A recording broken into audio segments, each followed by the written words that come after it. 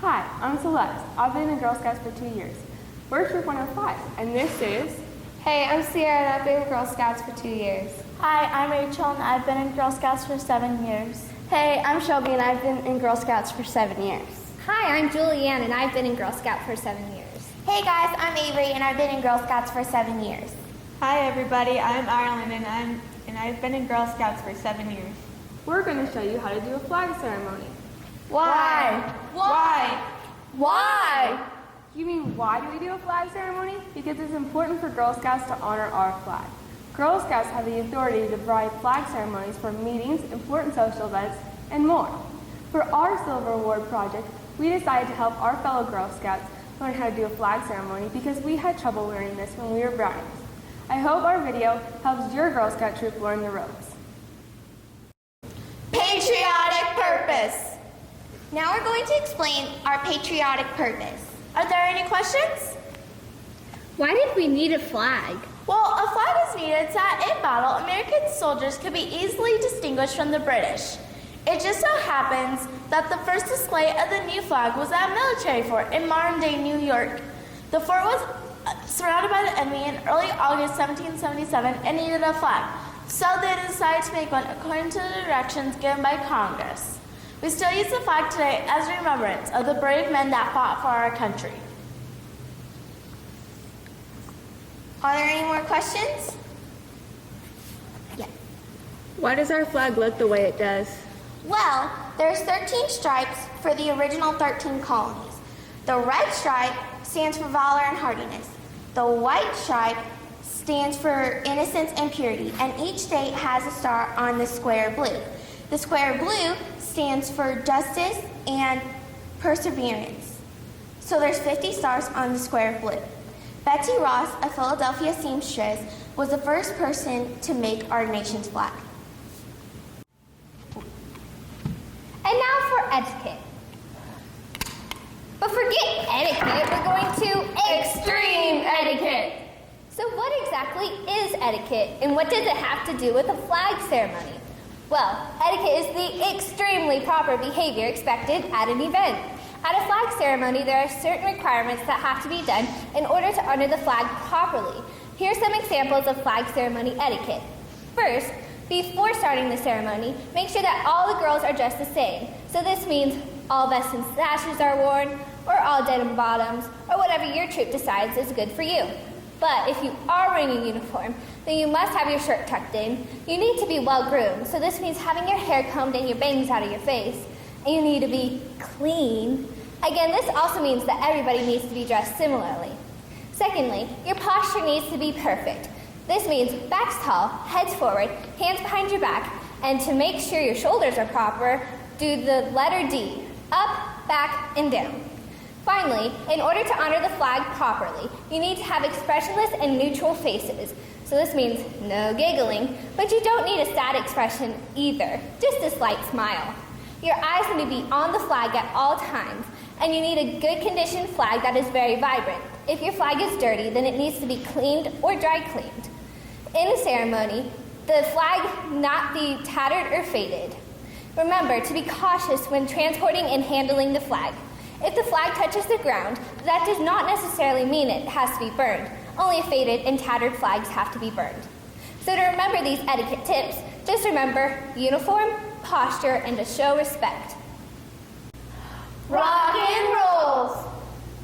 There are 5 main roles in the flag ceremony: the caller, the U.S. flag bearer, the state flag bearer, color guards, and the horseshoe. The caller stands in the front as shown in the starting position and the horseshoe position, and directs the troop on when to advance, salute, and also dismisses the troop. They also say salute, pledge, so the audience knows when to say the Pledge of Allegiance.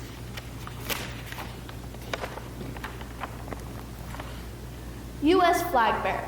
The U.S. flag bearer is always one step ahead of the other flag as a sign of respect as shown in the starting position. It is posted on the right side of the collar while she is facing the audience, as shown in the horseshoe position. The U.S. flag bearer should not salute the flag, do the Girl Scout promise, or say the pledge, but stand at attention during the entire ceremony so they can protect and guard the flag. The state flag bearer. The state or troop flag bearer is always one step behind the U.S. flag as a sign of respect. They also are on the left side of the collar while she is facing the audience, but this can vary depending on where you are performing your ceremony. They also do not salute, do the Girl Scout promise, or say the pledge. The color guards. The color guards are always directly behind the flags to protect and guard the flags. The horseshoe. The horseshoe should be evenly spaced, and if you have an odd number of girls during the standing positions, form two even lines, and the last girl put in the middle in the back. The horseshoe from standing behind, the girl on the far right is in charge. They say 1, 2, 3, and they do a special salute that only the horseshoe does. Our troop uses the 2-finger salute leaning back.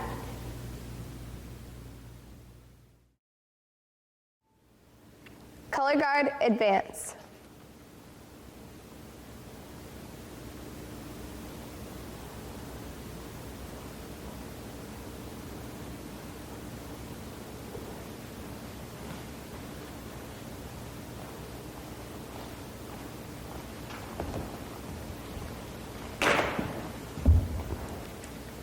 Color guard, post the colors. Girl Scouts, honor the flag of your country. 1, 2, 3. Please stand and join me in saying the Pledge of Allegiance. Salute, pledge. I pledge allegiance to the flag of the United States of America and to the republic for which it stands, one nation, under God, indivisible, with liberty and justice for all. Girl Scouts, please join me in singing We Love Our Flag. We love our flag, our country's flag, the red and white and blue. Oh, flag, you take good care of us, and we'll take care of you. Girl Scouts, please join me in saying the Girl Scout promise. On my honor, I will try to serve God and my country, to help people at all times, and to live by the Girl Scout law. Color guard, dismissed.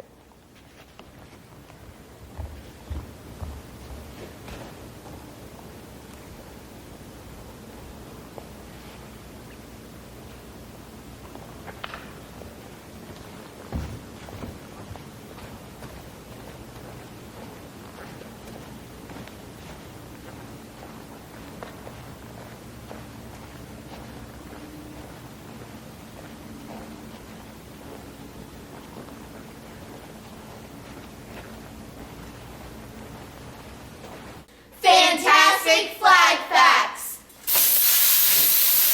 Did you know that Flag Day is June 14th? This is another good one. The American flag is one of our 2 national symbols. The other is the bald eagle.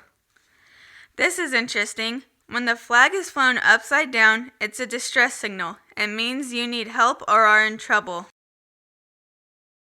Only the president and state governors are allowed to order government to fly the flag at half-staff. Another fun fact is there are currently 6 U.S. flags on the moon.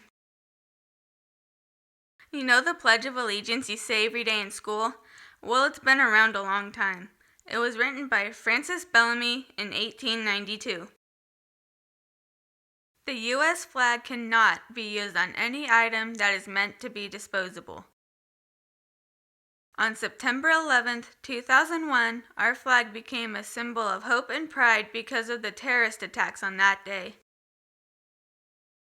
The flag code allows any deceased individual to have a flag draped across their coffin. When displayed at night, the American flag must be illuminated, which means to have a light shining on it. And last but not least, and certainly my favorite, the largest U.S. flag is 505 feet by 225 feet, weighs 3,000 pounds, and takes 500 people to unfold it. I hope you enjoyed these fantastic flag facts. We hope you enjoyed this training video. Troop 105 wishes you the best of luck in your flag ceremonies.